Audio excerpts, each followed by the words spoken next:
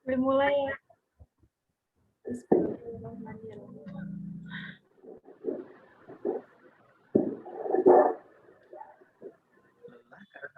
Sudah muncul. Ya kan.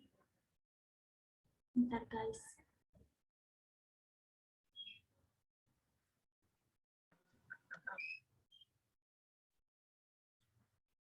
Assalamualaikum warahmatullahi wabarakatuh. Selamat sore semuanya. Sebelumnya saya mau ngucapin terima kasih buat teman-teman semua yang udah nyempetin waktunya buat ngikutin apa yang mau dibahas pada hari ini. Sebelumnya, saya ingin membahas tentang pentingnya vaksinasi di saat pandemi COVID-19. Untuk yang pertama, apa itu COVID-19? COVID-19 merupakan kumpulan virus yang bisa menginfeksi sistem pernafasan. Pada beberapa kasus, virus ini hanya menyebabkan infeksi pernapasan ringan seperti flu ataupun demam. Namun, untuk beberapa kasus juga, virus ini juga bisa menyebabkan infeksi pernapasan berat, seperti pneumonia, Middle East Respiratory Syndrome atau MERS, dan juga Severe Acute Respiratory Syndrome atau SARS. Untuk SARS sendiri sebenarnya sudah ditemukan sejak tahun 2002 di Tionghoa, di mana di negara tersebut pun juga sudah menyebar ke negara-negara lain, terutama Indonesia, Malaysia, dan Singapura. Nah, selanjutnya di sini juga dibahas tentang bagan kasus positif COVID di Indonesia, tepatnya di DKI Jakarta. Di sini terdapat presentasi korban meninggal, isolasi mandiri, dirawat, maupun sembuh. Untuk meninggal sendiri yaitu 1,5%, atau ada 9.110 orang yang meninggal dunia akibat positif COVID, 72.361 orang isolasi mandiri atau sebesar 11,6%, 29.721 orang yang sedang dirawat karena positif COVID atau sebanyak 4,8%, 512.085 orang yang sembuh dari kasus positif COVID-19 di Indonesia ini.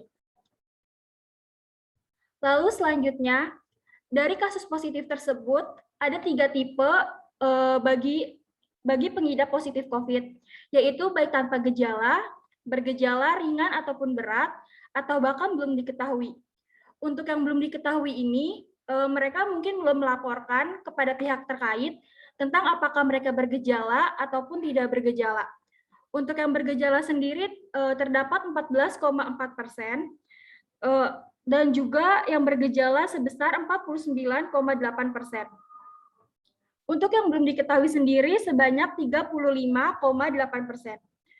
Untuk orang yang tanpa gejala, ada 14.748 orang, 50.824 orang yang bergejala berat maupun ringan, dan juga 36.510 orang yang belum diketahui apakah mereka bergejala ataupun tidak karena belum ada laporan ke pihak terkait.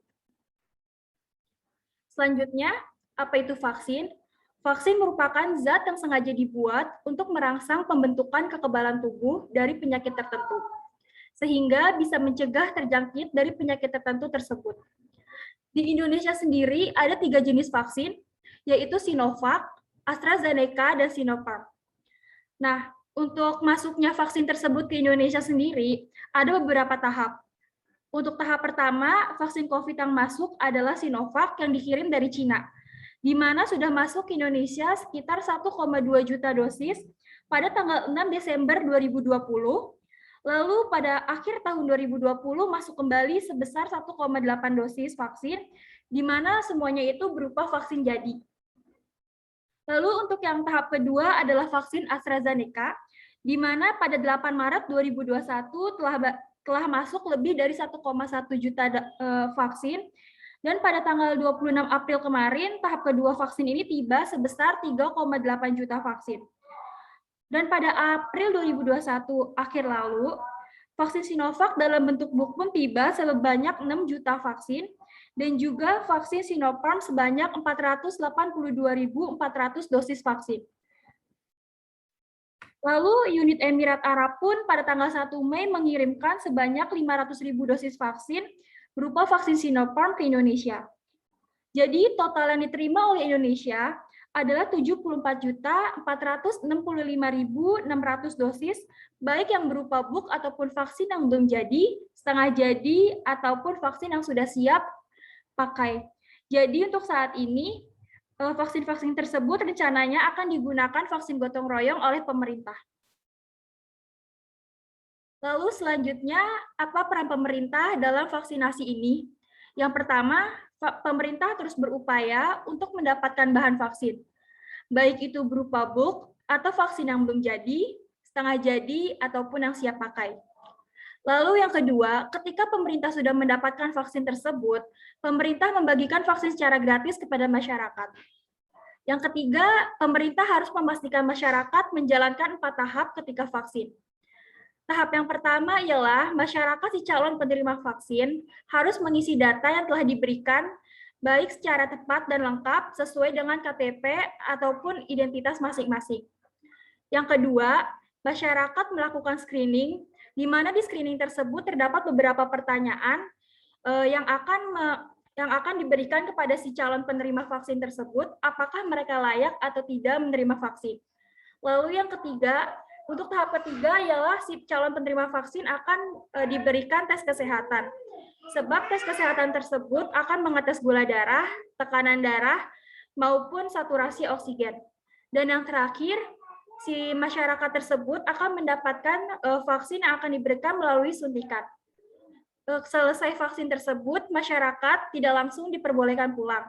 Akan tetapi dipersilahkan duduk di tempat yang telah disediakan selama 15 hingga 30 menit.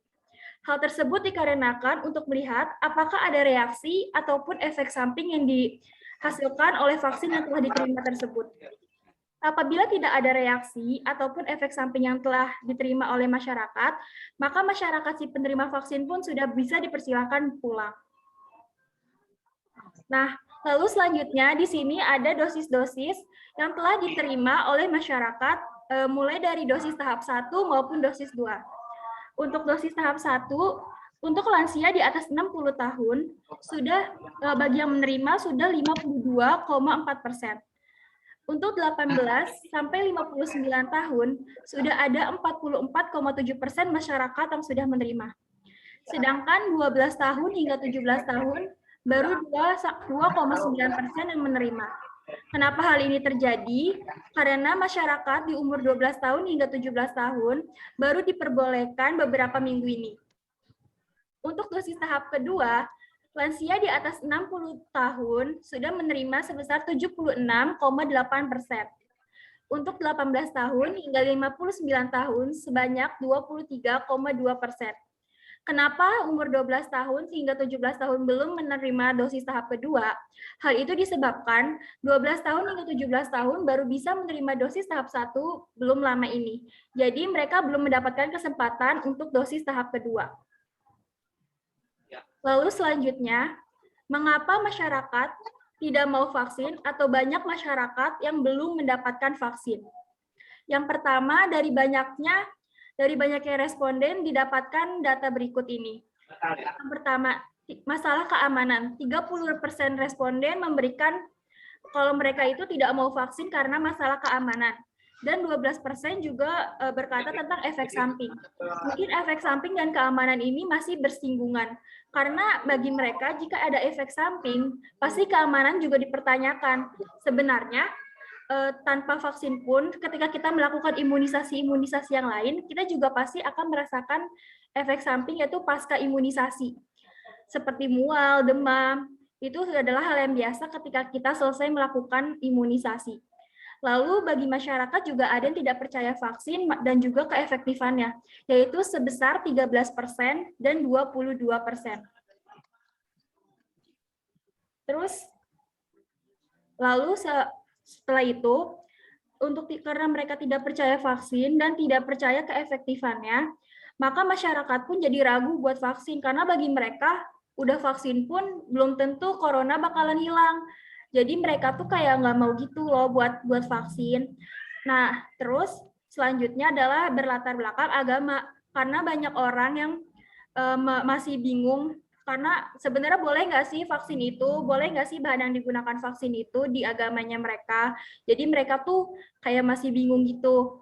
Nah, yang selanjutnya adalah hal lainnya. Buat hal yang lainnya ini, baik itu penyakit ataupun hal sebagainya yang melatar belakangi mereka itu nggak bisa buat vaksin, kayak adanya penyakit diabetes, asma, itu tuh kan nggak bisa. Jadinya masih banyak yang nggak bisa buat mendapatkan vaksin. Lah, upaya apa yang harus dilakukan ketika kita menemukan masyarakat enggan vaksin? Yang pertama adalah mengedukasi masyarakat. Pemerintah di sini juga memiliki peran penting untuk mengedukasi masyarakat. Kenapa pemerintah dikatakan penting? Karena pemerintah pun juga harus mengedukasi masyarakat tentang pentingnya vaksin, tentang bahayanya COVID-19, sehingga mereka juga tahu apa yang harus mereka lakukan. Yang kedua, tidak ragu. Di sini tidak ragu baik dari pemerintah, masyarakat, tenaga kesehatan tidak boleh ragu akan adanya vaksin ini. Karena jika mereka ragu, maka semakin banyak juga masyarakat yang enggan melakukan vaksin.